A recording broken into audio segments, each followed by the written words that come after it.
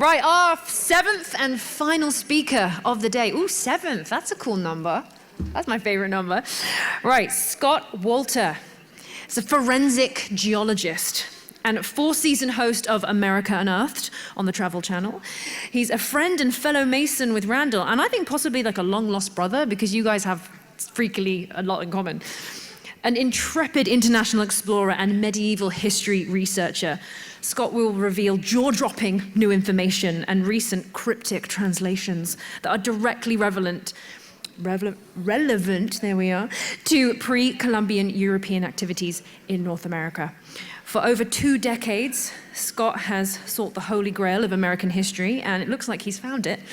I would describe his work as like the real-life Da Vinci Code. It's like it's happening in real time and we get to follow it. So I'm extremely privileged and proud to invite Scott Wolter to the stage, everyone! Thank you.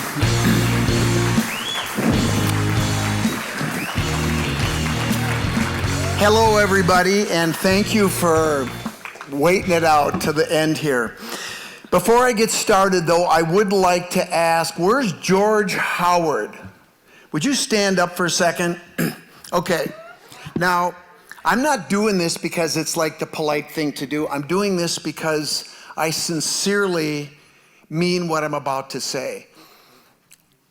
This has been the most fun, the most professionally run, most enlightening conference I think I've ever been to. And there's one guy who's responsible for it. I know there's a lot of other people, Johanna and David, and everybody else has done a great job, but damn, man, great job.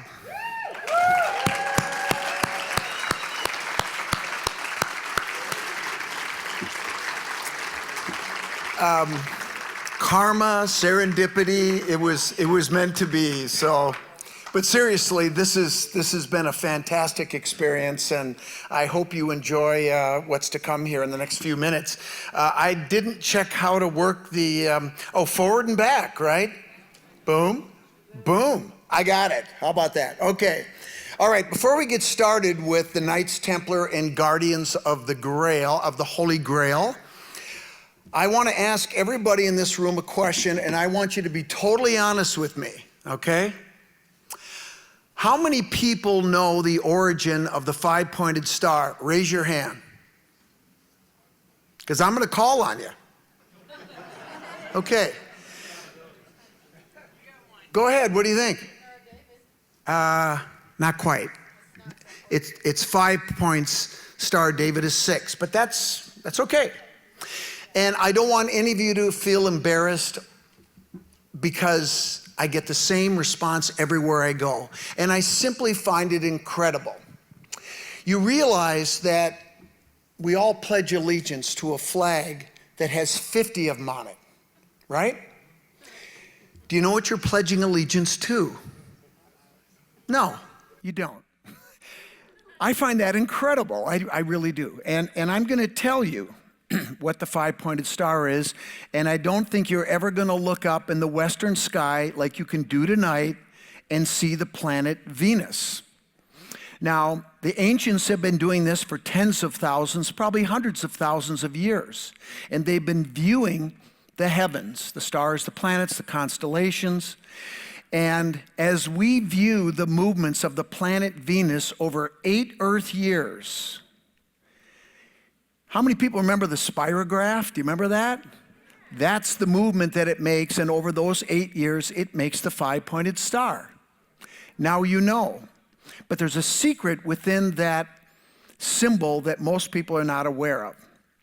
If you take any one of the 5 lines that comprise the pentagon in the middle and assign it a value of 1, the length of the arm to the right, the 10 lines that make up the 5 arms, that is a ratio of 1 to 1.618 something, something, something.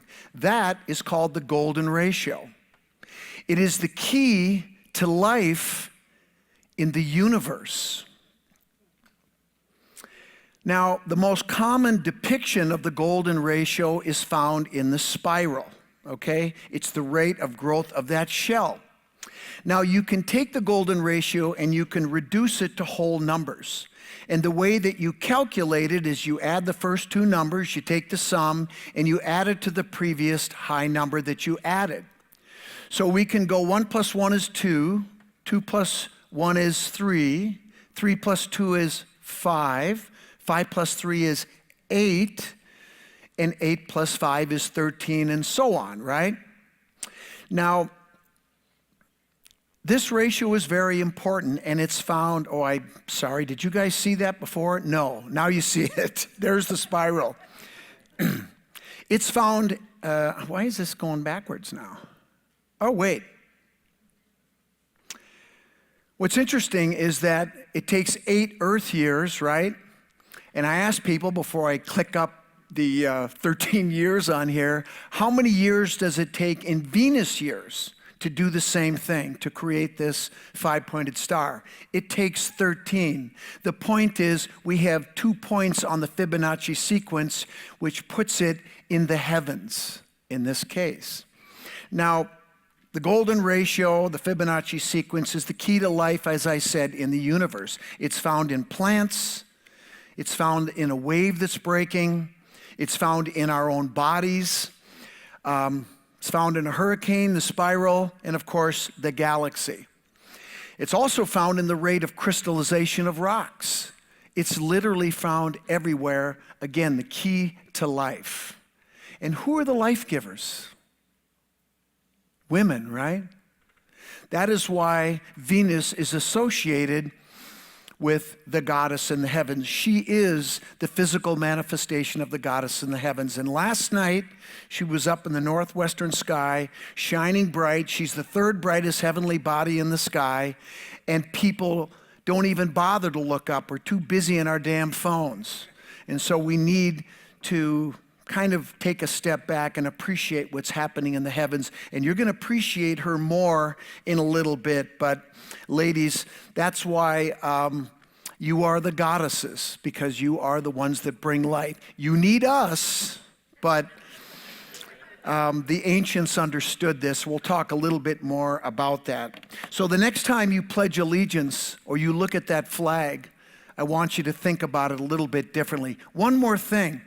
Do you guys know how many stripes are on our flag? And why is that? 13 colonies, right? Coincidence, I'm sure. Anyway, let's talk about the Holy Grail. What is the Holy Grail? Well, some people have talked about the cup at the Last Supper. Some people think it's treasure. Some think it's relics. Some think it's the bloodline of the royal family, the Da Vinci Code premise, right? Some think it's alchemy, science, right? Others think it's spiritual enlightenment, right? Achieving total consciousness. Some think it's the sacred feminine, the vessel, right? The womb that brings life. Maybe that's the cup.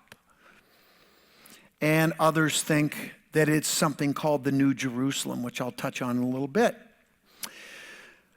But I'm going to start with a rock that has completely changed my life. How many people have heard of the Kensington Runestone? Okay, about half. All right. Arguably the most controversial artifact, certainly that's been found in North America, some people say in the whole world. Now, this thing was found in Minnesota, in my home state, in a little town called Kensington, which is right there with the X and the circle in red, about 15 miles from Alexandria, where it is currently housed in a museum called the Runestone Museum. And in the fall of 1898, that guy standing in the middle, his name was Olof Oman, he was a Swedish immigrant farmer, was clearing trees in preparation for farming at that spot right there. Now, this is an artist's depiction of the moment of discovery that I had a friend of mine paint many years ago after we had done all of our research, and it is accurate. historically accurate. And so what Olaf did is he took a grub axe and he cut off the roots around the base of the tree, and then he took a winch and he pulled the tree over. I probably would have just cut the tree down and then dug the stump for about a week to get it out. This guy was pretty smart. And then when the tree fell, the stump pulled out of the ground and the stone came with it. And his youngest son, Edward, on the left there, was the first one to notice that there was a long inscription carved in Scandinavian runes. They didn't know that at the moment of discovery, but they figured that out shortly thereafter. And of course, his oldest son, Edward Oman Jr., was standing in the background, and that's for symbolic reasons, which I don't have time to go into right now. But let's take a look at that inscription. Now, these were the first pictures ever taken of the runestone back in 1900 by an amateur geologist of all things, John Stewart. And let's just go through the inscription real quick. It starts with a number. That number is 8. And I just want you guys to understand something. The number 8 is the most sacred number after 13 to the Templars. That's why the Templar cross has 8 points, and why you're going to see a structure built by them in a little while here that has 8 columns. Pay attention to the numbers because they're important. 8 Gotlanders and 22 Northmen on this acquisition journey / taking up land from Vinland far to the west. Why is it that I'm the first person in the history of the stone that has pointed out that it's a land claim? And look, I'm a nice boy and all that, but I'm not that bright. But I can figure this out. Acquisition business or taking up land. How come nobody ever talked about that? From Vinland far to the west, we had a camp near 2 shelters, 1 day's journey north from the stone. We were fishing one day. After we came home, found 10 men red from blood and death. And then we have 3 Latin letters, AVM, which many people automatically assumed stood for Ave Virgo Maria, a Catholic prayer prompt, right? But for those who might be initiated and understand that in Latin both the U and the V are interchangeable, it could also be a veiled reference to the esoteric concept of Aum, which I'm not going to talk about. Anyway, save from evil. On the split side of the stone, pay attention to that word that I said, split. The split side of the stone was intentionally split down from a larger slab of rock to the size that you see. And there's a lot of important things because of that happened. On the split side, it says, there are 10 men by the inland sea to look after our ships, 14 days' journey from this island, year 1362. Now, that's the middle of the 14th century. And 130 years before Columbus, you know, that guy that never set foot on what we now call the United States of America, that already had millions of people living here?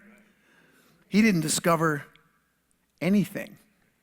Sorry, I'm an old ball player, so if I get a little off track. Anyway, so a little bit about me. I am a forensic geologist. I founded a materials forensic laboratory in 2000 called American Petrographic Services, sister company with American Engineering and Testing. And what I do is I run a laboratory and we do material forensics in the construction industry, basically autopsies on concrete and rock. And we get involved in a lot of interesting things. Most of it's mundane stuff like low-strength concrete, cracking, scaling, like it's happening right outside the entrance there. But we also get involved in things like we're still working on the Surfside condo collapse that happened a couple years ago where 98 people died. We did all the evaluation of the fire damage concrete of the structural members at the Pentagon after 9/11. That was the most interesting thing I've ever worked on. And yes, it was a plane, so if anybody has a question. In any case, in July of 2000, I was contacted by a person that said, we would like you to perform a forensic study on the Kensington runestone. And I said, what's that? I didn't know what it was, and frankly, I didn't care because I can't fall in love with my projects or get emotionally involved because as soon as I get done with one, it's on to the next thing. But I will say this, since that stone has come into my life, it has changed dramatically. I used to have dark hair. I blame the runestone for that. I don't have time to go into all of the geological aspects. I seriously could teach a college course on this stone, and I would probably spend a week and a half on the stone alone. But what you need to understand is I did a tombstone study, and I compared the weathering of tombstones with known dates with the runestone, with the inscription.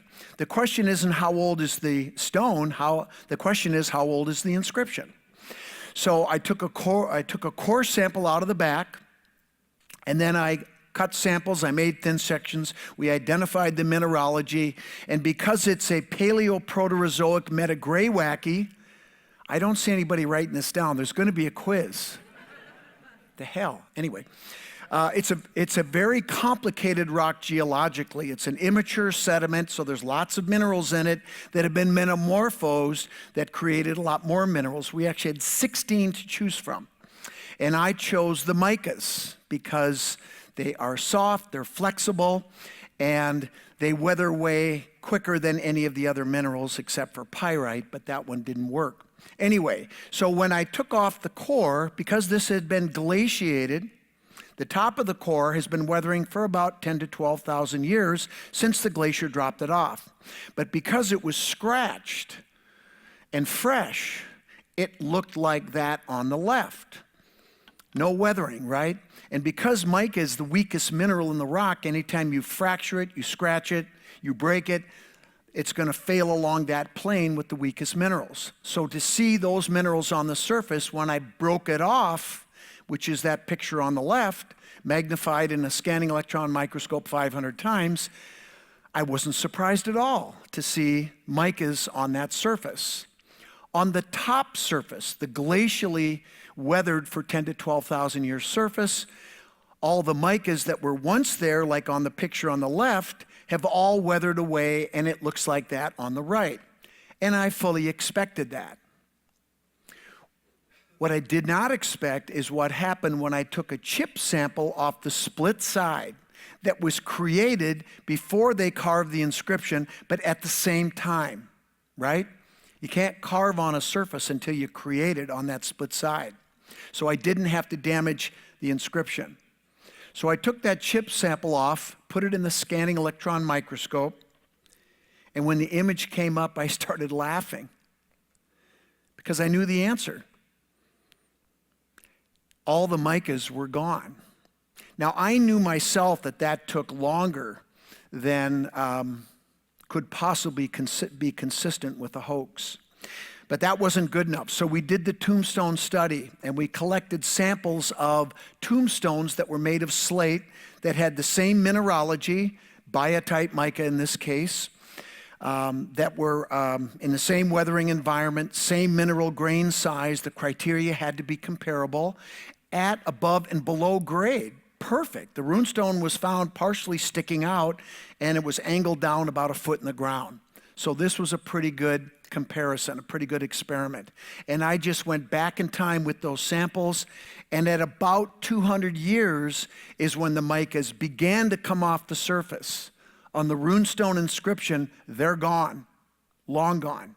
So my conclusion was the weathering is older than 200 years. And that's from the date it was pulled out of the ground in 1898, because it hasn't been in a weathering environment since. So guess what? It can't be a late 19th century hoax. That's impossible. So what's left? It must be genuine. And I said that. I wrote my report. I published it. It was all peer-reviewed by geologists. And I thought, well, that was cool. They got one. Good for them. And I was ready to move on. And then the deluge happened. Oh my God, the criticism. I was blasted. And it was nasty. Anyway, I said, wait a minute, back off, give me a break here. And these were not geologists, these were archaeologists.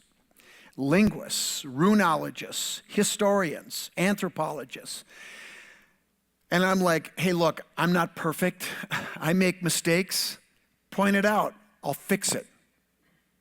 I didn't make a mistake. They just didn't like the result. Well, guess what? Sometimes life doesn't go your way. And, you know, I give people bad news all the time in my business. I put companies out of business because they screwed up, and we called them on it.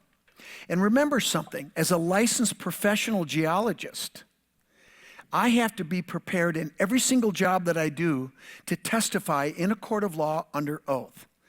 And I don't screw around. And I wasn't screwing around when I did this. And so when they started coming after me and they had nothing, because when people tell me that they disagree, that's fine. Tell me why you disagree.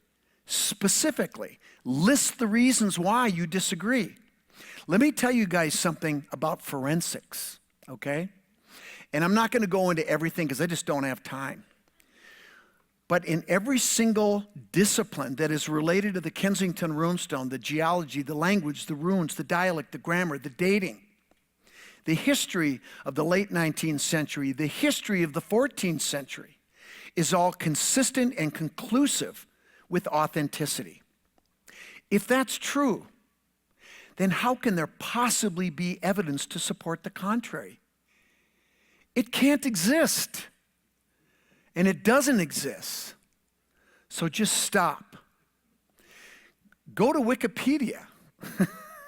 Go to any source. It's a fake. It's not a fake. And you know why it's not a fake? Because the rock told me. And at that point, because I got so pissed off, pardon my language, but I get fired up just thinking about it, I knew this. The rock told me it was real. Therefore, somebody carved it. They came from some place, and they came to the center of the continent for some reason. Those are absolutely all true if this thing's real, right? So that's when I set off to figure it out, and oh my God, the ride has been amazing.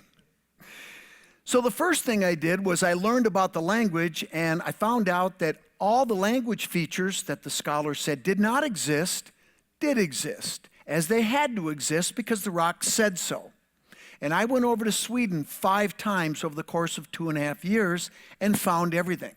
Of course, all that did was piss them off even more. Well, tough hop. They didn't get off their butts and go look because it was a fake. Why bother? Rock said it was real, and I knew it had to be there, and it was.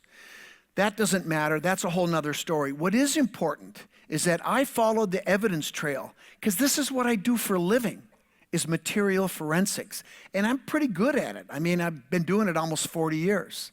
This was one of the easiest evidence trails I ever followed.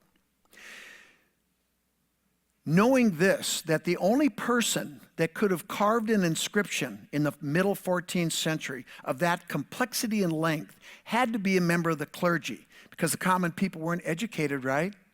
By design. So what clergy did we have on this island where everything was found? Cistercian. There are 99 churches on this island. I went to every one. I'm an anal retentive lab guy. What can I tell you? And so I knew who did it. We didn't have anyone else. Well, who are the Cistercians? They are the white monks that were led by this guy, Saint Bernard de Clairvaux, who is one of the most important figures in the history of the world, and nobody knows who it is. Okay, be honest. How many people know who Bernard de Clairvaux is? And nobody knows who the Cistercians are. One guy in the back. Okay, one gal in the back. He joined the order in 1113 with 30 family members, including 2 of his uncles, who were 2 of the original 9 knights that founded the Knights Templar in Jerusalem in 1118. He was the one who wrote the charter for the Knights Templar.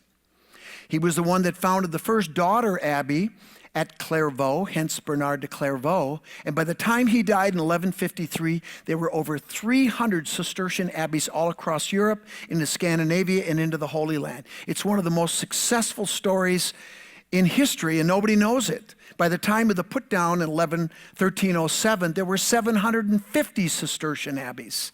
It's just incredible, and it's because of him. Now, one of his uncles was Hugh de Payens, who was the first Grand Master of the Knights Templar. Now, one of the other things that I discovered in my research is that the Templars and the Cistercians weren't exactly the good Catholics that everybody thought they were. They actually embraced an ancient faith called monotheistic dualism that incorporates a single deity that has dualistic aspects, this whole concept of opposites that keep things in balance. Good, bad, male, female, light, dark, yin, yang, right? And if you look at it in this 14th century parchment that we found in Gotland, you can see that the goddess, right, the Virgin Mary, is protecting the nuns and the monks equally. There's the ideology represented symbolically if you know what to look for. Now, the only other thing I want to talk about with the runestone specifically is this symbol that was one of the biggest problems that the scholars had, that they had never seen before, something that I termed the hooked X. And they said, this is their argument, well, we've never seen this before, so that's why it's fake. No, you've never seen it before, and that's all it means. I mean, seriously, this is the kind of stuff I was dealing with. I'm like, what are you talking about? No. Anyway, so through the investigation, I came to conclude that the hooked X was a sacred and secret symbol that represented the essence of their ideology. It was being used for the letter A, or the A sound in the inscription, and it had to be because in the words, that's the only thing it could have been. Now, what's interesting about this, and I don't have time to go into it, but how many people know about the Hebrew alphabet? Kind of looks a little bit like a straight line Hebrew version, or a straight line stonemason's version of the Hebrew Aleph. First letter in the Hebrew alphabet, right? You're right. Exactly. Okay, hold that thought. I was going to say it, you took it from me, but it's better it came from you. Very good. You and I got to have a beer together, okay? Anyway.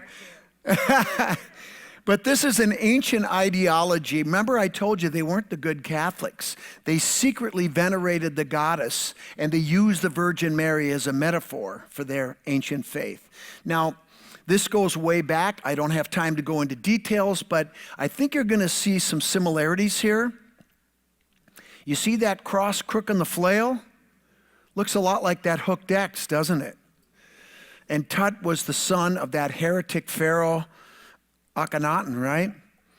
Who also was holding the crook and the flail. Now, what those tools represent, they represent many things, but one of the symbols that they represent is that the flail herds the bulls, the followers of Taurus, representing the old religion in Egypt, and the crook herds the rams, the sheep of Aries, the age that was a couple of ages ago. And during that time, when the ages transitioned from Taurus the bull to Aries the ram, it was time to change the religion. It's all about precession of the equinoxes, and I don't think I have to tell you guys about it, but this ideology that the Templars embraced is ancient and predated Christianity. Let's go back to the runestone and have some fun looking at some esoteric aspects of the stone that, since I became a Freemason and I was initiated and started to learn about symbolism, I found some more cool things. The 2-to-1 ratio. I think I heard somebody talk about an ancient site where they laid out their dwellings using a 2-to-1 ratio. That's not a coincidence. That's a very sacred, very important ratio. Our lodges in Freemasonry are 2-to-1, as are many sacred things that we could go into, but I won't. But there's a reason why they split it down to almost exactly a 2-to-1 ratio, and it has to do with sacred geometry. And my good friend Randall Carlson teaches a course in sacred geometry, and if you haven't taken it, you should, because Brother Randall, he knows his stuff. But anyway, if you take two circles and you push them together equally, creating a third makeup there, you end up with something in the middle called the vesicus piscis. In other mystical circles. It also represents the allegorical birth canal of the great goddess and all these other interesting things. But that vesicus piscis, that vertical almond shape, which if you turn it sideways is the Christian fish, is actually the key to sacred geometry. Inside you have two equilateral triangles. The equilateral triangle is another symbol of deity. It's very sacred. And then you can do all kinds of things. The tetractys is born out of this, the flower of life. It goes on and on and on. So whoever cut this down didn't randomly cut it down to this ratio. It was sacred. It was important. The other thing that we discovered recently is that if you take a tape measure and you measure it diagonally across this stone, it's exactly 32.64 inches, which is 2.72 feet, which is the megalithic yard. Coincidence? Probably. By the way, it's another sacred measurement that is calculated using the planet Venus, which has the most accurate movements of all the heavenly bodies. That's why Venus is so important and she is so sacred. Now, for you to appreciate the rest of this, I'm going to teach you guys a little bit about Freemasonry. Other than Randall, are there any other brothers in the room here? Hi, brother. So when you become a Mason, you join what we call the Blue Lodge. And the Blue Lodge is associated with water and the amniotic fluid that carries and delivers life, right? So when you begin your journey, you're like a baby that's being born, right? And so you start with the entered apprentice, fellowcraft, and then master mason. And once you complete that journey, you're on the squad, you're a full-fledged Mason, it's all good, and you can be done if you want. However, if you are a brother who is interested in seeking additional light, which is a code word for knowledge, there's a couple of different routes that you can pursue. One is what we call the Scottish Rite, which is comprised of 29 degrees that build off of the Blue Lodge. So the first degree in the Scottish Rite is the fourth degree. 29 plus 3 is 32. And then there's the 33rd degree, which is honorary, and it's very sacred, it's very important, and if you even talk about it, you won't get it, so we're not going to talk about it. So that's one route, and it's amazing. The degrees are great. The other route that people can take is what we call the York Rite, and that's comprised of 10 additional degrees, and like the Scottish Rite, builds off of the Blue Lodge. So the first degree is the fourth degree. And there's 3 groups of degrees in the York Rite: the Royal Arch, the Cryptic Council, and then the chivalric degrees that terminate with you being knighted as a Knights Templar. And I've done both of these, and they're amazing. But something happens specifically in the Cryptic Council degrees, in the Select Master degree, which is right here. And I'm just gonna start by telling you one more thing. When we do our degrees, they're made up of part theatrical performance and part lecture. And most of our degrees are centered around stories that have to do with biblical history. And this particular degree takes place at the time of the completion of the First Temple, when the 3 Grand Masters, King Solomon, Hiram Abiff, who was the architect who oversaw construction of the temple, and Hiram, king of Tyre from Lebanon, which is where all the materials and the wood came from and the workers, they were involved in building King Solomon's temple. And what they decided is they wanted to build a secret vault 9 levels below the Sanctum Sanctorum. They would copy all the treasures that were in the Holy of Holies, which included the Ark of the Covenant, which contains, we learn about what's in and what's on the Ark, but I can't tell you. All know what's on the guys, gave a lecture at the end, and at one point he said, and the other 8 arches were built by 22 men from Gebel. And I went, 8 and 22? Those are the first two numbers in the Kensington runestone. And I didn't hear another thing after that. And when the degree was over, I went to my Masonic mentor, John Freeberg. I said, is there a degree book for this? He said, yes. I said, give me that. And oh my God, it went great. So you got 8 arches built by 22 men. There's 2 guards, 2 shelters. And then there's 1 guard because somebody gets killed. 1 day's journey north. And then Z, I can't tell you who he is, but he discovers the secret vault. He was bad. But inside the ark, we know there's what? The 10 commandments, right? 10 men read from blood and death. But there's a copy down below, so there's another 10 commandments. 10 men by the inland sea to look after our ships. 14 days journey from this island. Now the number 14 I don't have time to go into, but I will tell you this, that in Freemasonry, Hiram Abiff is killed, and then the 3 ruffians take his body and they bury him out in the mountains, and then his body is recovered after 14 days. It's connected with the Egyptian story of Isis and Osiris and Horus, which is really just the story of the annual birth in the spring, death in the fall, resurrection on the winter solstice. It's the annual cycle of life on the planet. That's every culture throughout time has this same creation story. So, in the book it says, their hours of labor were from 9 at night till 12, when all prying eyes are closed in sleep.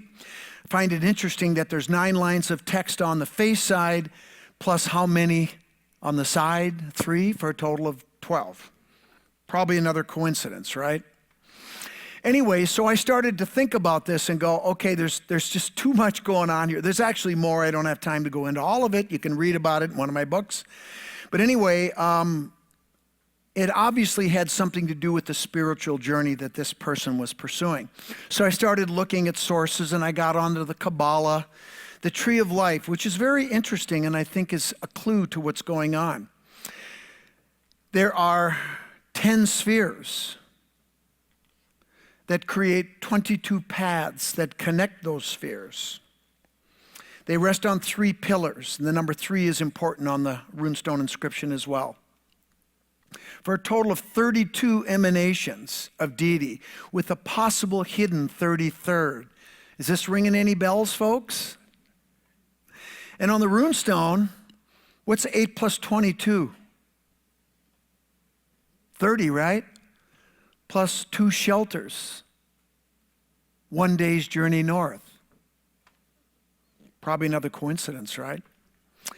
And it goes on and on from there. The point is, the carver of the inscription was deeply initiated in the Enochian mysteries and the story of Enoch. Okay, now,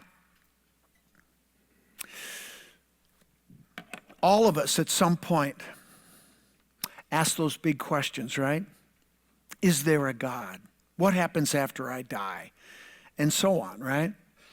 And one of the ways that we pursue that spiritual journey might be through organized religion. It might be through other means that you do yourself without that human conduit.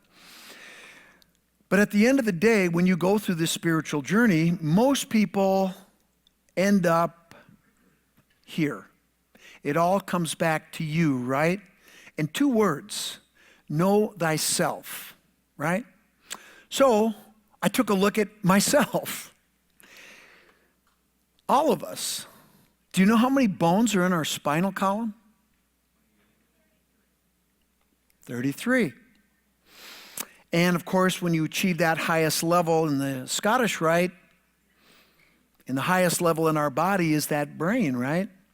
So let me ask you this. Do you guys know how many bones are in your skull? Crickets. Well, there's 8 in your cranium, 14 in your face, for a total of what? 22. Coincidence? None of this is a coincidence. None of it.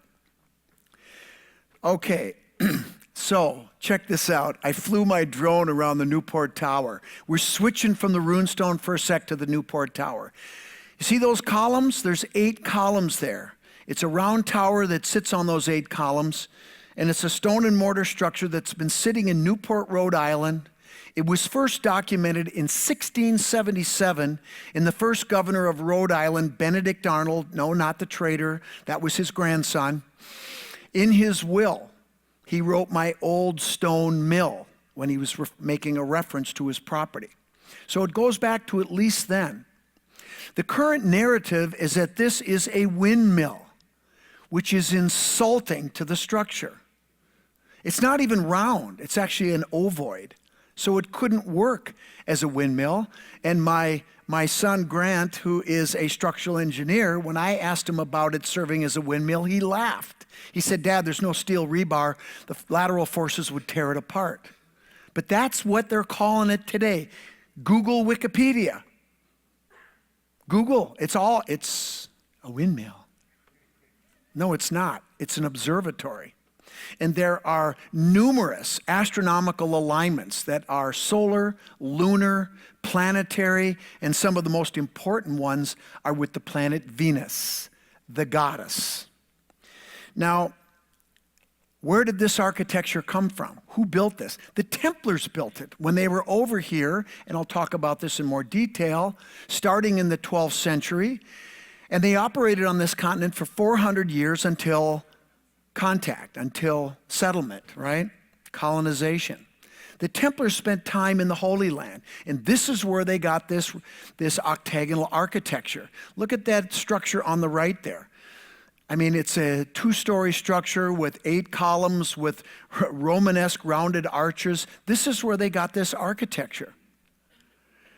And if you look at some of the surviving Templar churches, this is in Tomar, Portugal, the one on the right. It's octagonal, but it's got 8 columns, Romanesque arches, 2 stories. If you take that 1st-story ambulatory off that church in Cambridge, England, it's the Newport Tower. The same dimensions, exactly the same size.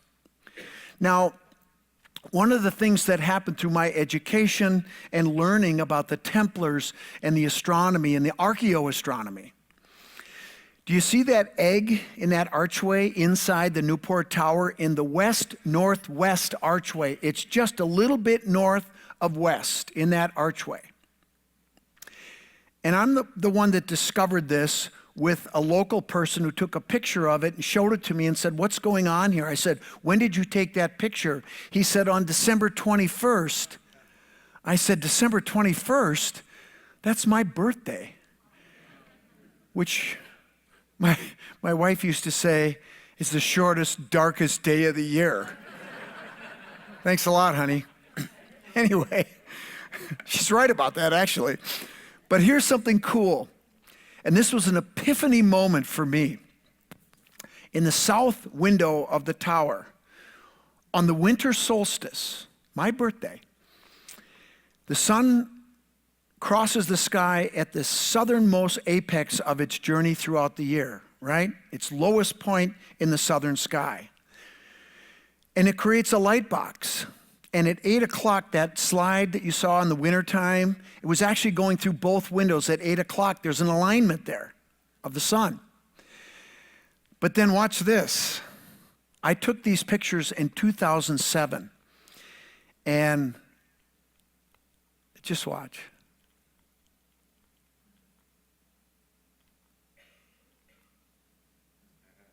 That's amazing, isn't it?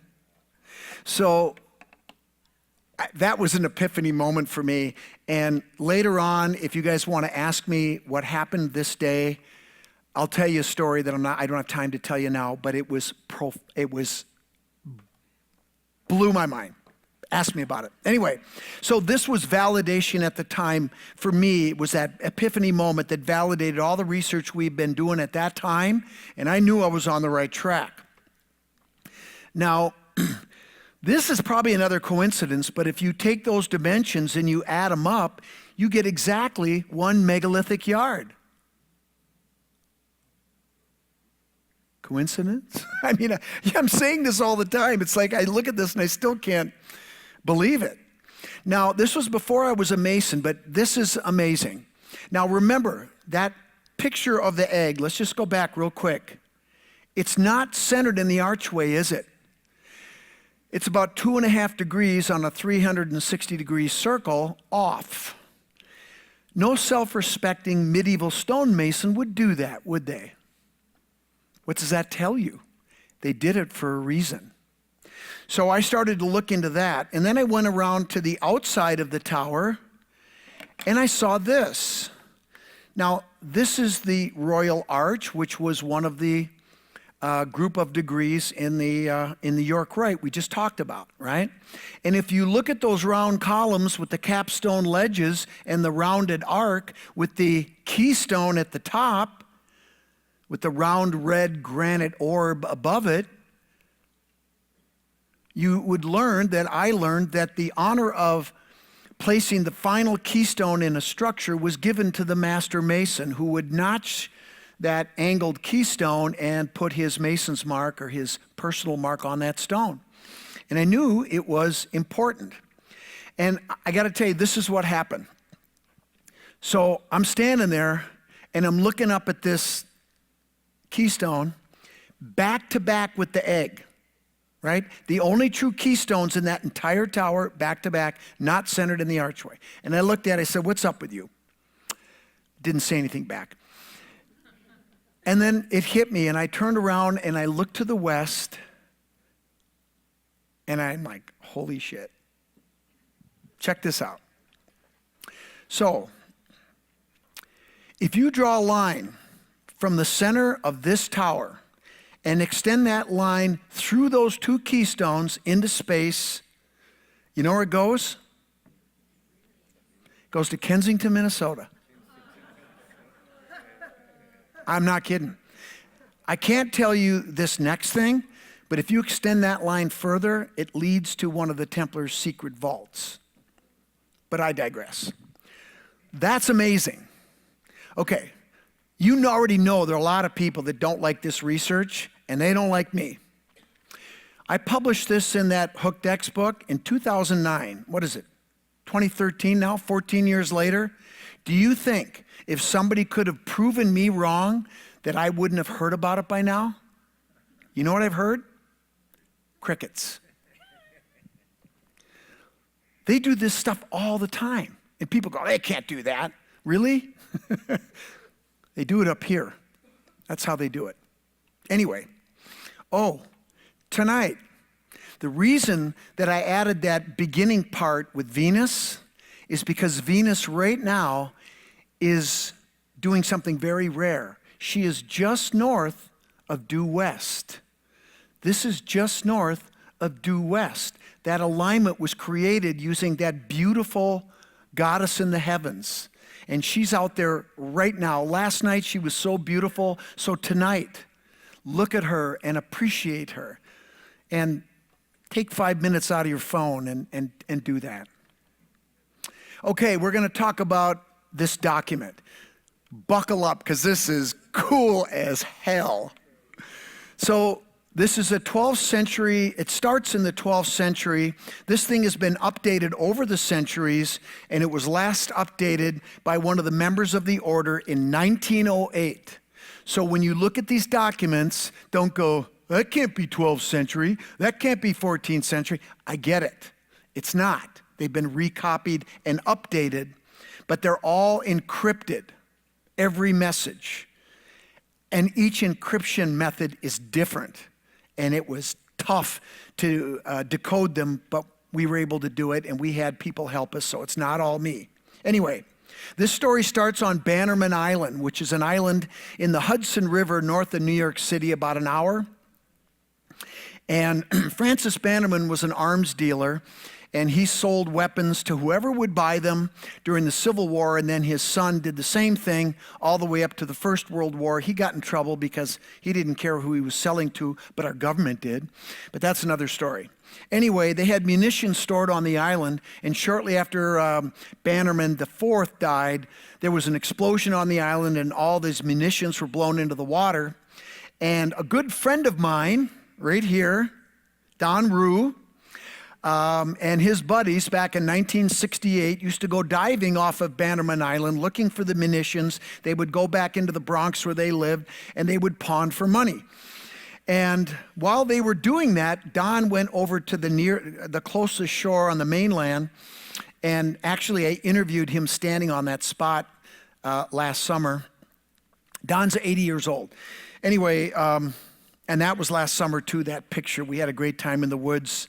Anyway, that didn't sound very good. Anyway, so he goes over to the shore and he finds these two decorative ornaments that have been blown off the island from the flower gardens. Mrs. Bannerman was a gardener, and he gave them to his best friend Bill Jackson, who he knew his wife was a gardener too, and he put him in, his wife put him in the flower garden, and that was that. And here's that day we interviewed him with, so he went right to the spot, and I wanted to document it because this is important history. Even though it was only in 1968, this story is incredible, and it's true. And this was one of the two items that was inside of that ornament. In 1969, a year later, Mark, who was the son of Bill, he was 5 years old, he was playing in the flower garden, he knocked off one of those ornaments, and it broke, and inside they found this hockey puck-shaped disc that is hard to see but has strange symbols carved on it, etched into it. And the other thing that was inside was a clay tube, 4 inches long about, that was sealed in beeswax. Inside were 2 parchments with strange symbols on them. Those symbols were Theban. But hold that thought, I'll come back to these parchments in a second. There they are. This is Bill. Bill worked for a private security company from 1962 to 1984. He and Don were best friends. They met when Don was 7 and Bill was 11. Bill served in Korea, and when he got out of the military, he needed a job. So Don said, "Hey, come join us at this agency, and it'll be great." So he did. He purchased this document in 1971. And I don't have time to go into how it all happened because it's somewhat complicated, but they tracked down this document based upon what was inside that brass seal. And it led him to Rome. He purchased it from a very prominent Italian family, the Benvenuto family, and that's how he got it. The document contains encrypted reports and treasure maps. Treasure maps. These were treasures that were recovered under the south wall in Jerusalem, and I'm going to talk about that in a little bit. At the beginning of the 12th century, Hugh de Payne actually dictates some of the information.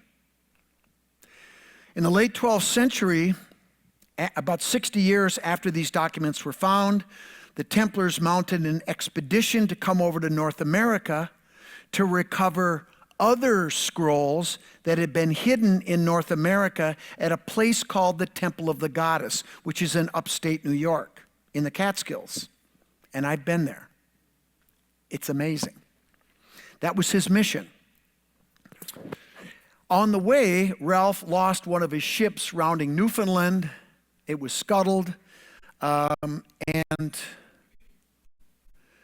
in 1971, that summer, Don and Bill went up to Newfoundland with a couple other guys, and they found that ship. And then they went to the Temple of the Goddess. Took them 6 years hiking the Catskills to look for the tomb of Altamara. Altamara was the navigator that de Sudley picked up in Denmark in 1178, who was the navigator that led him over to North America, but was killed when there was a warring faction of indigenous people who attacked the people of the temple. She was killed. They burned her body, put it in a small box, and put it inside of a cave on the mountain. And I found that cave, but they found it before I did, back in 1977. And that was all that they could do on the ground from the documents. Bill then sold the document in 1994 after he realized that he was dying of arterial sclerosis and Parkinson's disease. He was a medical doctor. What we did not know is what he did next. So here's Don. This is when we were filming an episode in season 4 at the Tower. He worked for that same private security company, but he was one of the original founders before Bill came. They were best friends. Don never married, so he was always available to go on these trips with Bill. He was there when they discovered the ship. He's the last man standing. They discovered Altamara's tomb in 77, and he inherited all of Bill's research. What Bill never told anybody, and we didn't know until starting in 2017, is after Bill died. Now, he sold the document to the Vatican through the military. A military liaison met with an agent of the Vatican. That guy's name was Archbishop Paul Marcinkus. You can look that up. How many people have seen the Da Vinci Code? You remember Silas, the albino monk that would self-flagellate, and he was the bad guy? His character was based on Archbishop Paul Marcinkus. He's the guy that killed Pope John Paul I in 1978. He was the only one that had a key into his bedroom. And there's a whole, I don't have time to go into that, but bad dude. Anyway, so what Bill did, and he never told anybody, is that he sold the document to the Vatican. Of course, we all lost our minds, right? But then we realized when the first guy died, John Drake, who worked for the agency, these guys all took blood oaths. They were hired by our military to do secret missions. But they did sort of black ops stuff that would never be known by the public. But I'm talking about it because in my mind, these guys are heroes that took on this job knowing they would never be acknowledged. And I told Don, when you die, I'm going to tell those stories. You're not doing it till I die. Okay. So what Bill did, is he pulled out the best parts and he disseminated them to his colleagues in the agency with strict instructions upon their deaths that this material would go to Don Rue. And I'm like, why are you so special? I don't know. Well, when one of the other guys, and 5 of them have died. And so Don gets a package. John Drake died. I got a package. I said, don't open it. I drive out there and then we open it and I record it. And I've done this with all of them. But none of it's been made public yet. It's coming. And it's good shit, good stuff. All right. So in one of the letters that came in one of the packages, there was this paragraph. Don Rue is the only person that took my research seriously and has helped me with it over the years. So I include this portion to him, but wish to do so after I have departed this earth. Bill died in 2000. Since he is the youngest of the Spartan personnel, I think he will survive long enough for the current political situation in America to have passed on, leaving what I hope will be a more open government with less red tape. And the camera was rolling, and Don went, oh, Bill will be disappointed. There it is, right there. So this is the cover page to the document, and that's Latin, which means the truth will set you free. And this is what's in there. Reports, maps, detailed maps. By the way, you see that map on the left? Anybody watch The Curse of Oak Island? You've seen that map. You know where they got it? From Xena, right? You know where she got it? From him. And I'm not going to go into that, but she had no right to give that to them. But that's another story. They had an agreement to write a book together, and she broke it. Anyway, letters. I got to update this because we got a new batch here this year. Encrypted documents. You see those symbols? Does that look like anything to you? We actually decoded it. Actually, Bill and decoded it. So now what I'm going to do is just tell you real quick about the about Under the Temple Mount. There's been legends about the Templars digging under the Temple Mound and treasures that they found. This is what really happened. They went under the south wall and they found an ancient ritual chamber. They went inside the chamber. There was a mikvah, a ritual bath. There was an altar. And then there was a tiled fish on the floor, Pisces fish, which tells you when it dates back to. And 4 ossuaries. Do you guys know what an ossuary is? Okay, I'm going to tell you this. It's really cool. So back in the 1st century, and only in the 1st century, the Essenic tradition for handling the death of a loved one, and only the family could process the body of the deceased. They had what they called these underground chambers that were made up of 2 rooms. One was a burial chamber that was connected to an antechamber that would be open to the southern sky, like this, right? This would be the antechamber. And they would bring the body of the deceased in the room. They would anoint the body with perfumes and oils through a ritual. Then they would wrap it in a shroud, bring it inside the burial chamber, put it on a bench that's carved into the rock. I think I have a picture of that. Yeah. And they would leave the body there for 1 to 2 years. Then they would come back and collect the bones and put them inside one of these bone boxes called an ossuary that was only big enough so that the 2 largest bones in the body, the femurs, would fit in crossed. The skull goes in last. And now you know the origin of the skull and crossbones.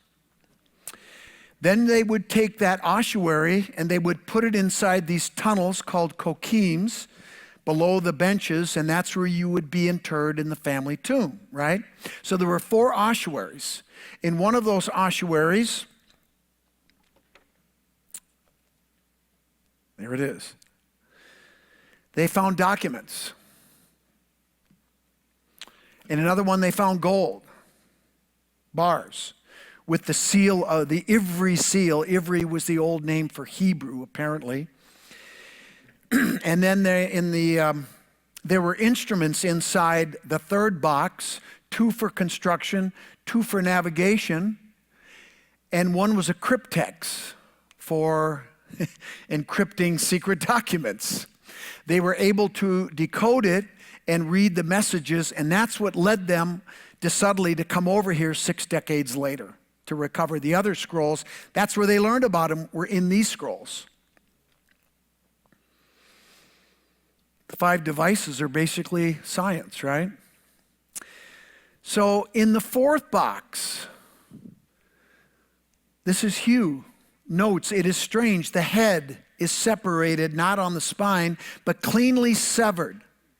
This man died when his head was cut off with a very sharp axe. The bones show little splintering with the axe slid over them.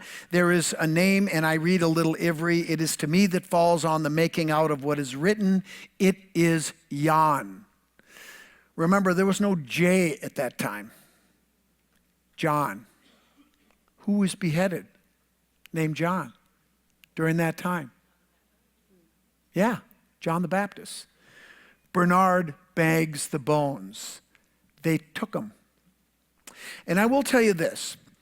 And later on, the Templars, they were arrested, tortured, and burned in 1307. One of the charges against them was worshiping the head of an idol. That was actually true. But it wasn't the head of a goat. It was John. Here's something interesting that you guys don't know. All of our lodges in Freemasonry are dedicated to the Holy St. John's.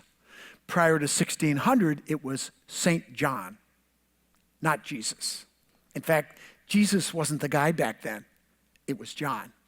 John was the one that initiated Jesus. Just saying.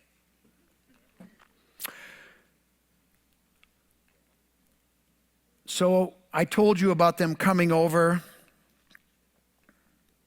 6 ships, 40 men and women, led by Priestess Altamara. They dropped 26 people off, not guys, she was with them. By the way, 26 is 2 times 13.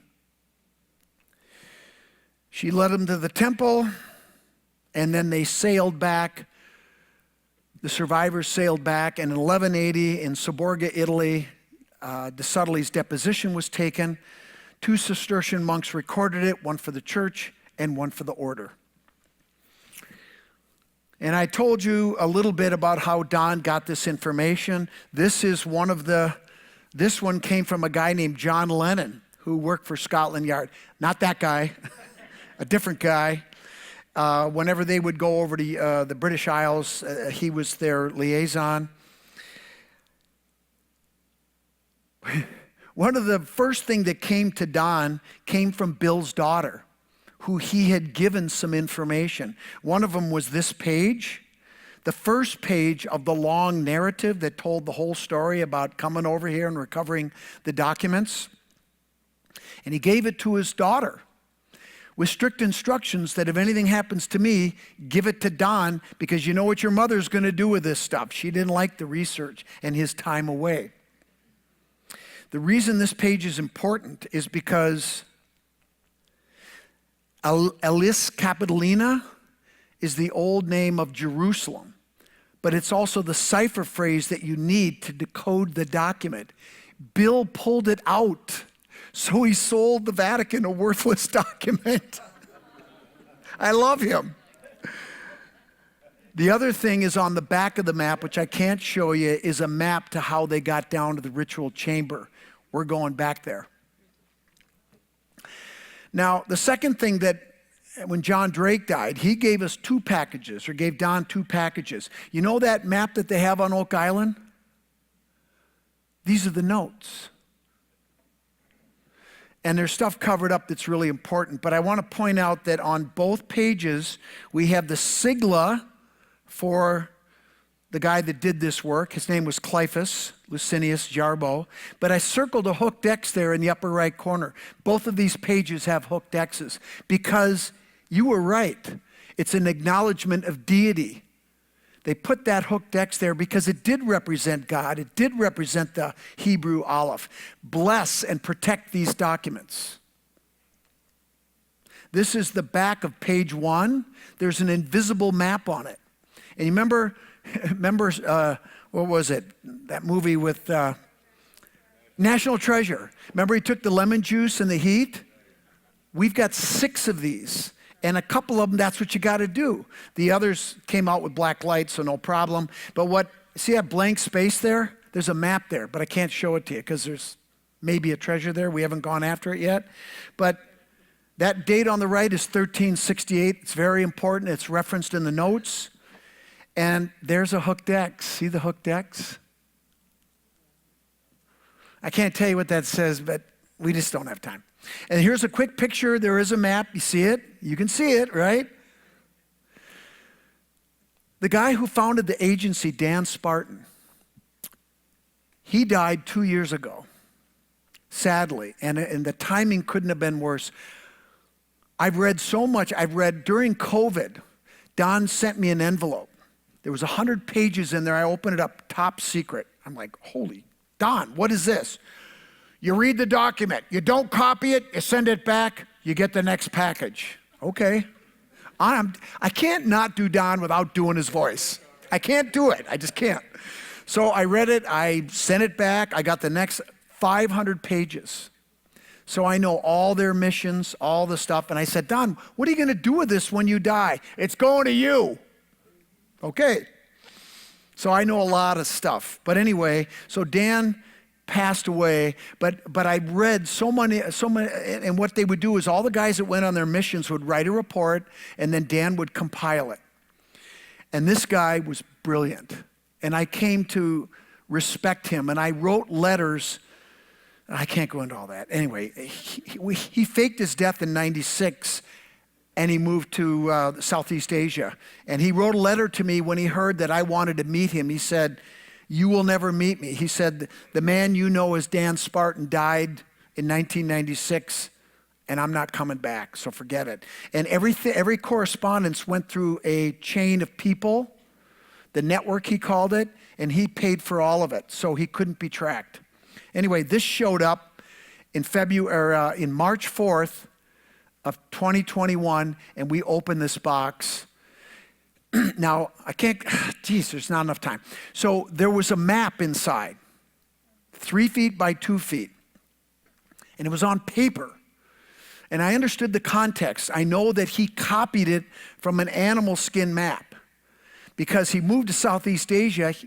Bill had given it to him, and it started to decompose because of the high humidity and high temperatures. And so he and his son copied it onto paper. And I'm like, Don, nobody's going to believe a damn paper map with all this stuff on it. I said, we have to have an affidavit. But the problem was we had no way to get a hold of Dan except through this damn network, which sometimes took months. And unfortunately, he passed before we could get word to him. And I'm like, God damn it. So we opened the box, and what was the first thing that was in there? An affidavit talking about exactly how they transferred the information onto this paper map. I received a large animal hide measuring across 2 by 3 feet, and I went, Dan, I knew you were smart. He knew we needed it. He knew how important it was. So this is the map. Gorgeous, isn't it? It's map 8, and it has 13 parts. Now, you know why, right? And these are the treasure maps. On the back, Cleophas wrote this beautiful narrative. And I can't go through it. I just don't have time. I am the last of my name. That's not his real name. It's a pseudonym, right? Do you think that maybe the church might be interested in the guy who was making the Templar treasure maps? Yes. I am the last of my name. Cleophas Licinius sailed with the Gatalanders. Where have we heard that before? On the Kensington runestone.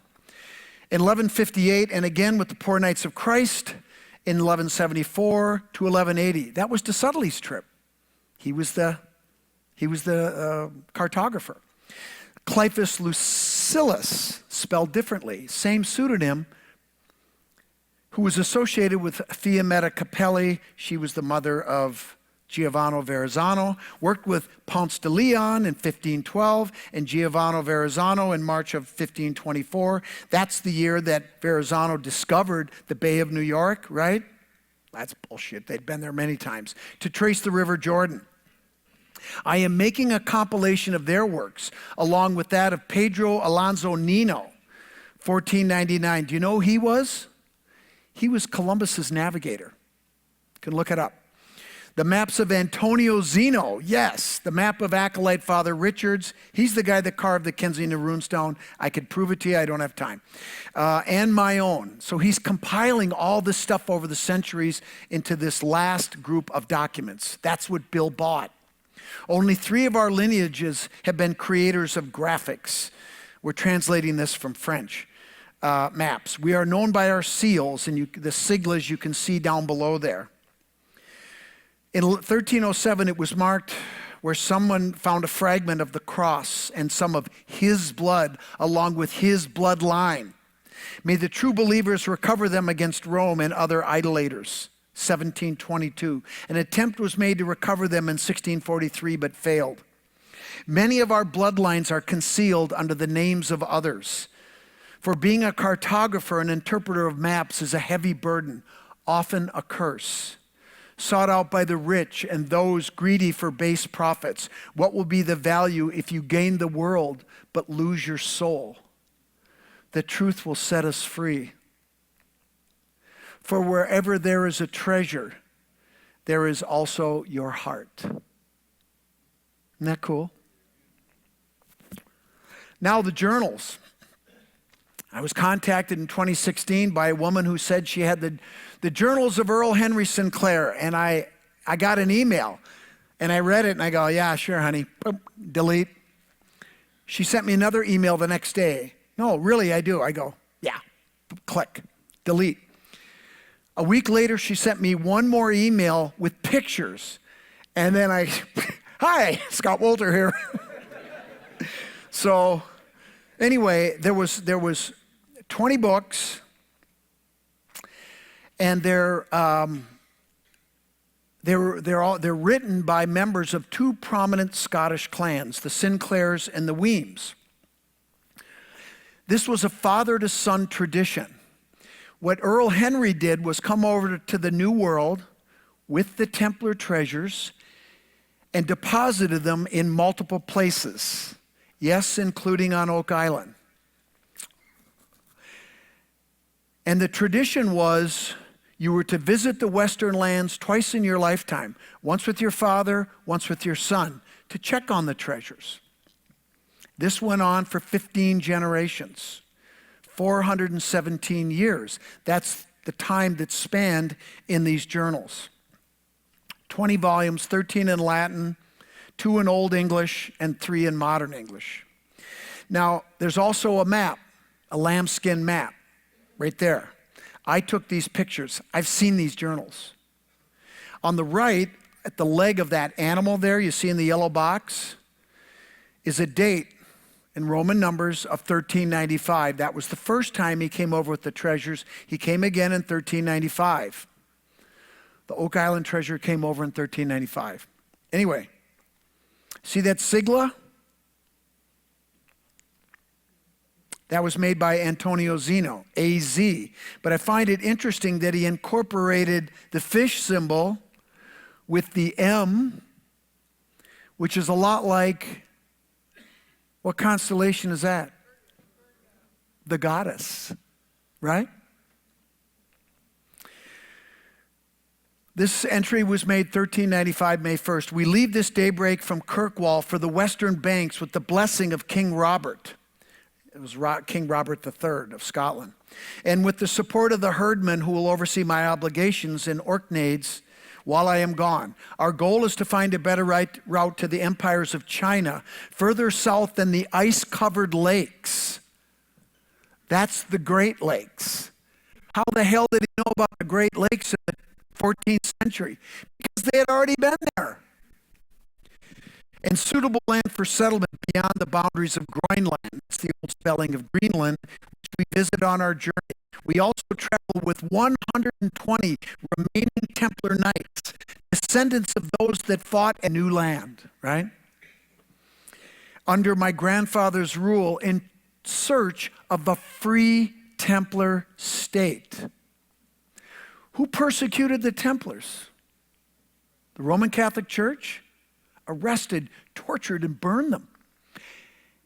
And the King of France, right? The monarchs of Europe, who would legitimize each other and elevate themselves above the people, right? You see where I'm going with this? So they took all those treasures that everybody says disappeared. They took them to Scotland. They waited about 8 decades, and then they started bringing them over here. And they buried them at multiple places for someday. We searched for suitable places to transfer the Templar treasure hidden in Scotland. There was a covenant with the goddess. The goddess is all through these documents. I leave tomorrow for the western lands with my grandson David of Weems. I pray that Holy Father and the Holy Goddess will strengthen me and allow me to pass this task to my grandson. We must find the first of the markers left by Sir Duncan and secure the help of the Ahura, the indigenous people. I got to stop pretty soon, but I want to make something very important. Ken Tankersley said something that was vitally important and absolutely 100% true. It was the last thing you said, Ken, if you're here. Listen to the indigenous people. I'm a Freemason. Did you guys know that the indigenous people practice Freemasonry? They have their own secret society. It's called the Medewin. You can look it up. I was invited to attend one of their sweats so that I could earn the right to ask my questions. And it was awesome. And when I finally got a chance to ask the medicine man my question, he said, Scott, what do you want to ask me? And I said, well, I want to ask you some questions about the Templars. And he said, oh, you mean our blood brothers? It went pretty good after that. And they know. They can confirm everything that I've said. Here's what happened. The Vikings came over, and in their words, they were assholes. The Algonquin nations came down to the Iroquois. They met in council, and they said, got to do something about these white people. They're just not working out. And they were historical enemies, but they would meet in council, just like what's his name is over in China right now trying to straighten things out. And they said, we're going to have to deal with these guys. We might as well take care of it now. And so the Iroquois went up and wiped them all out. When the Templars came over, they were different. They met in lodge. They practiced rituals. They showed respect. They intermarried with them. They were blood brothers. So they operated for over 4 centuries before colonization. And then what happened? Genocide, right? Let's just call it what it is. That's what happened to the indigenous people. And we know the rest of that story, right? I remember at one point I was talking to the medicine man and I said, God, this is amazing. I said, why did you never say anything before about this?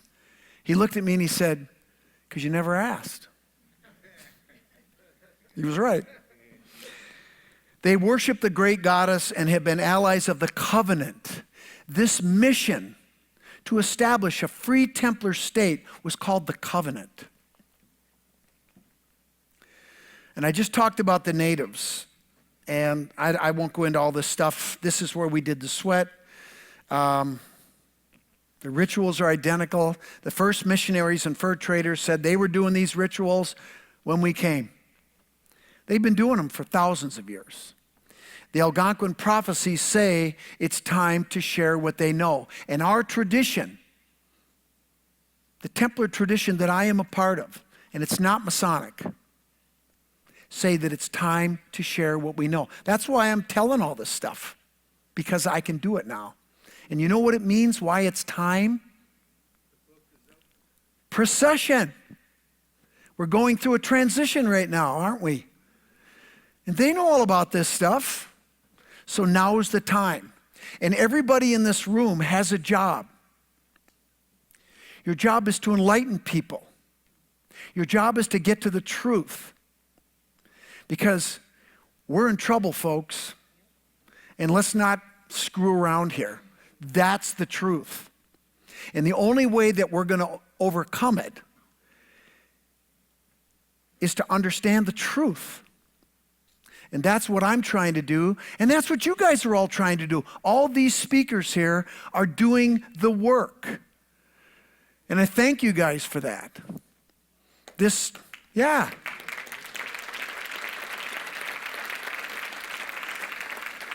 Keep it up. Keep it up. And it's okay to disagree, but do it respectfully. Because one day you're going to be pissed off at this person because they said something stupid, and the next day you're going to need them. You're going to need each other.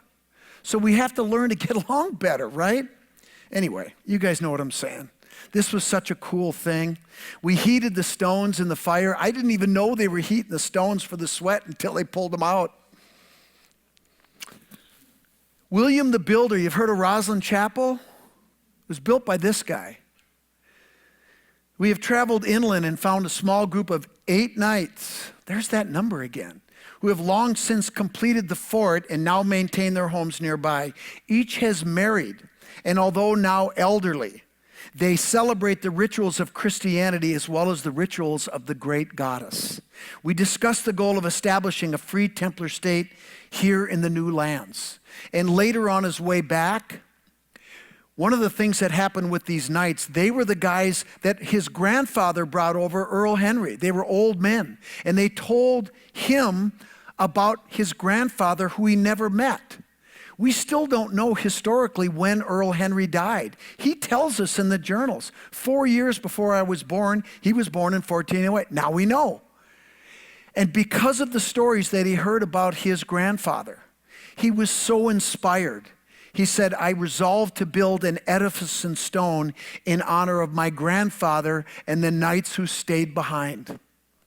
Now you know why Roslyn Chapel was built. Okay, I'm just going to do this. I'm going to try to get through it all, but this is so important and it's so beautiful. So this went on for 417 years. The last guy to write in the journals was a 28-year-old guy named John Weems Jr. He was living in North Carolina at the time. And he got a message from his father, who was living up in Abington, Pennsylvania, which is just north of Philadelphia. He said, "Son, it's very important. I need to see you right away. Get here as quick as you can." So he wrote 4 journals. They are by far the most extensive writings, and it's amazing stuff. And so he gets on his horse, he goes up, he makes arrangements, and then he meets with his father. He says, "It's your turn. You go with these 2 older men." His father had gout and he couldn't travel. So he said, "You go with these men." They were all Freemasons. "Take these journals, read them, and they will answer your questions. Go." And he went and checked on the treasures because it was his turn. He came back, he went home to North Carolina, and then when he came back and saw his father, he said, "Good job." But he said, "The political situation has changed. You need to go back next year. You need to round up a bunch of guys, and you got to get those treasures." And he did that. And he showed up with 46 Freemasons, including his brother Bartholomew, and 6 slaves. Have you guys ever heard the word manumission? It means to give a slave their freedom. These 6 slaves were given their freedom after helping recover the treasures that funded the revolution to create the country that we're living in now. So before I forget, there's a whole new narrative about the founding of this country. We owe it to these brave Freemasons that did this work knowing they would never be acknowledged. It's happening now. We owe it to the indigenous people, because if they hadn't guarded those treasures, they don't care about gold and silver, jewels and all that. "You are our brothers, we'll guard it for you." For 4 centuries they did that. We owe them a gratitude. And how about those African American slaves? So let's think about this, right? So when he got back, when he went up to Abington, and they had a private meeting at a friend's school, a Quaker friend's school. And then that night, before he went to sleep, he wrote this: "My father, having been raised to the status of Master Mason in the 46th British Regiment, we had to go to Canada to vet this. And we did. Presided over the meeting, which was attended by William Ball of Philadelphia and Benjamin Franklin, the former provincial Grand Master of Pennsylvania. The brethren gathered in the schoolhouse and for 3 hours were impressed upon by the presiding brethren the importance of their mission. We were each divided into groups of 5. That was for each ship that left a treasure. And told to embrace each other in the coming journey and to learn to trust and depend upon each other as it would become vitally important in our task. The presiding brethren also imparted their knowledge of current political events and told us that it was immensely important that the Templar treasure find its way back to the Grand Lodge to assist in the oncoming war." Wow.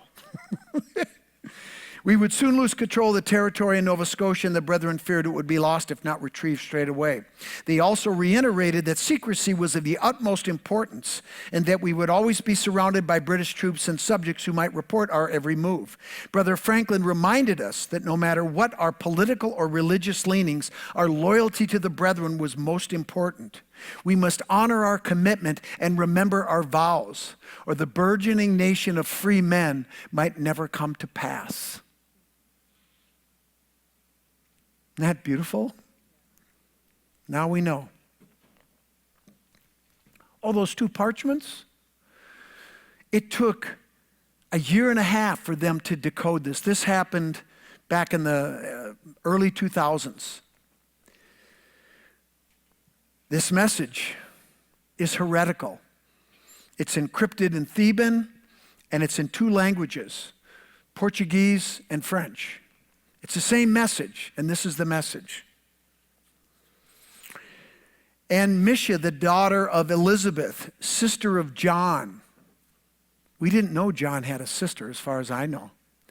of the river Jordan took the red wine with the poppy in it, and having been there for 7 days, and gave it to the soldiers, saying, a gift from the Arimathean. Then came Ishmael, the brother of Benjamin, and Magdalene. What? The soldiers are asleep. They drugged him with the poppy. They took him out and put him on a stretcher. She said, fold the headcloth alone. We lift up Jesus and took him to sleep with his ancestors. But Ishmael with his new beard stayed. We have destroyed all trace of our being here. We are unclean. We fled Jerusalem, and all of Judea is against us. We fled to the north, always Thendra. Don't ask me who Thendra is, because I don't know. So this was one of the secrets, apparently, that the Templars had. And Lionel de Waldron was one of the 6 knights that went on that trip with Ralph de Sudley. This year, we got a tranche of material from Bill Jackson's girlfriend. She's 81 years old now. She doesn't want to meet with me. She says, you can have the stuff, I don't want to talk. I just don't have time to go through it, but I just want you to notice the final putting of the relic is told here. This account of the journey, the 300-year project to secure the relic, now held by Lionel de Waldron III.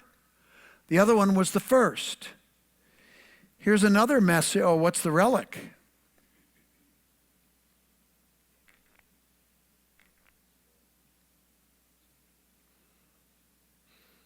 That's a skull that's part of our order. And when you're initiated, you go into something called the chamber of reflection. Anybody know what that is? You sit in a small room, a chair and a table, and there's a Bible open to a particular verse, sometimes a cross with Jesus on it, but there's always a skull. Why a skull? Because that skull was a person who lived a life in the past, had good times, had bad times, just like us, right? And then they died. And that's going to happen to every one of us, because we all came into this world with nothing, and we're going to go out with nothing. It's what you do in between that matters, right? The whole point of that is to instill humility, right? And that skull is a pretty good way, because only when you are truly humble are you ready to receive new knowledge, to be initiated, to be truly enlightened. That's the skull. Message 5, 12 sections, 6,609 characters. Most of it is about Oak Island. The details are incredible. The brothers would pay millions for it, but they're not getting it. I don't care. The power of God, that was what that phrase is peppered in there 13 times. 13, number of who? The goddess. And it's peppered throughout the message to make sure that you're doing it right. Because if you don't get that phrase as you're deciphering, you screwed up somewhere. And this is my work on one of the, oh, look at that, a hooked X. This is my work on one of the pages. You see in orange, the power of God is within you. Do you see how I had to rewrite the letters? I screwed up a bunch of times. It took me 2 weeks to do this damn message. At the end of the message, it talks about the Mickey Macs, and they kill deer and bear. They show us how to make coats and clothes. It is $13.95. Lionel the 6th grows strong like his father. That'd be the 5th. He has 2 sons. That'd be the 7th. I am a girl, or no, and 1 girl. I'm not a girl. I am his 2nd son. Pledged to the service of the angel K. Who's K? Hold that. This is a letter that we have. It's copied. It was originally written in 1656 by Lionel de Waldron the 21st. But he mentions at the end a bunch of biblical documents. This is the stuff that de Sudley did not get 500 years earlier. But what he says is, settlement is coming. People are encroaching, so we got to get the stuff out of here. He mentions the book of the Wars of the Lord. How many people have heard of that? I know there's a couple. This is that document that was stuffed inside the Cremona document. It's a handwritten part of the Book of the Wars of the Lord. One of several non-canonical books referenced in the Bible which have now been completely lost. We have two parts. The Templars had two parts.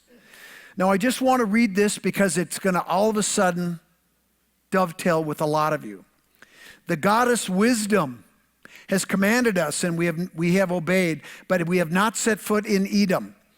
Then a cloud descended from heaven, and out from the cloud she said, "These are the people of the Lord, and I am their goddess." Male, female. You will depart this place or be destroyed, for I do battle this day on the sons of Dan. Then did a silver beast descend from the cloud in the likeness of a great bird, and spat lightning bolts of lightning from its wings into the water, and the horses of the chariots died, and the men shook with palsy. What's this silver beast? With wings like a bird? It's like Star Trek, right? Could it be? I'm almost done. I can't tell you the story about Haley. Ask me over dinner. It's incredible. It's a mission that they went on. She showed, in gratitude for saving her life, she gave them a gold cave. And I'll tell you the story. I've read it in the report. It's legit.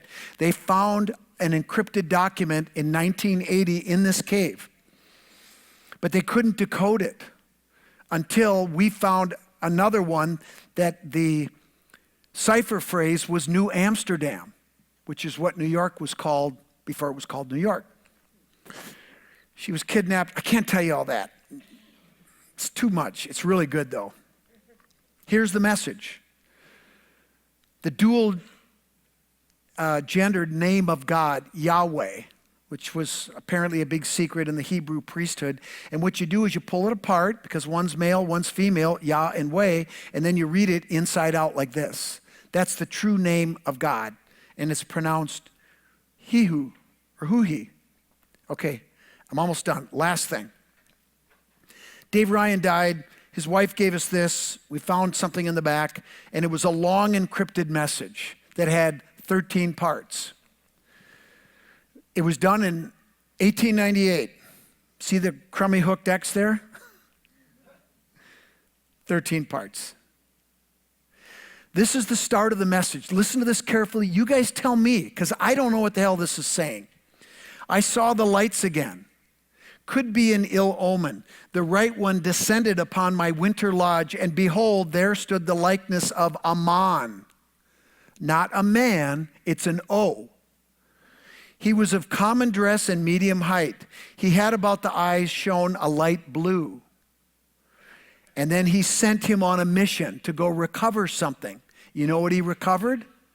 That book of the Wars of the Lord that was mentioned in that letter. They hid it in a different place. So I know the lights are of angels. Oh wait, I have need of thee again. This was not the first time he had done this. Yet they are all not of the Lord. Some are of his brother. So has passed the scroll of the wars of the Lord from the world of men. I think I know why in 1898 they took the book of the wars of the Lord and they gave it apparently to the aliens, because we weren't ready for the goddess to be on an equal plane with the Lord, and we sure as hell weren't ready for aliens back then. Those lights can't be airplanes in 1898. The cup of our Lord Jesus Christ. So, the Free Templar state. Freedom from the feudalistic system, the monarchs of Europe. Persecution from the church. The rights of the individual is paramount. Our government was set up to have the people elevated above the government. The founding fathers finished the job the Templars started 600 years earlier through a covenant with the goddess. by establishment of the free Templar state we now call the United States of America. Could America be the Templars' Holy Grail? The cup of the Last Supper, they had it, yep. Treasure, gold and jewels, they had that too.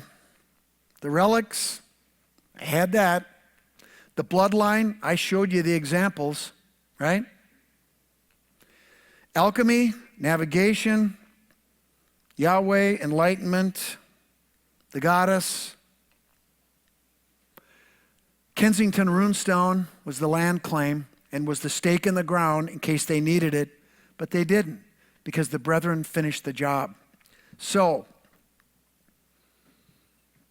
in light of all that, could the Holy Grail be the truth? I'll let you decide. I'm all done. Thank you.